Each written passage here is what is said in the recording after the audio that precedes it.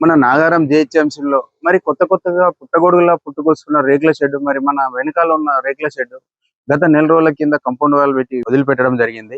ఎప్పుడైతే compound wall పెట్టి వదిలిపెట్టడం జరిగిందో ఒక 15 రోజులు ఆగిన తర్వాత నిశ్శబ్దంగా టక పనులు చేసుకుంటూ మరి ఇక్కడ రేకుల షెడ్ వేస్తున్నారు. మరి ఈ రేకుల షెడ్ వేస్తుంటే నాగారం మున్సిపాలిటీ మరియు జిహెచ్ఎంసీలో కలిసింది కాబట్టి జిహెచ్ఎంసీ వారు మరి ఏం చేస్తున్నారు, ఇక్కడ ఇన్ఛార్జి ఏం చేస్తున్నారు, మరి ఇన్ఛార్జి మరి నిద్రపోతున్నారా లేకపోతే ఏంటి, మరి టౌన్ ప్లానింగ్ మేడం గారు ఏం చేస్తున్నారు, ఏదైనా సమాచారం ఇస్తే కూడా ఆ సమాచారాన్ని కూడా వాళ్ళు పట్టించుకోవడం లేదు. మరి వెనకాల చూస్తున్నాం కదా ఎంత పెద్ద రేకుల షెడ్ వేసిరో, మరి ఏం తెలియనట్టే మరి అధికారులు ఎందుకు నిద్రపోయినట్లు చేస్తున్నారు అని సామాన్యులు అడుగుతున్నారు.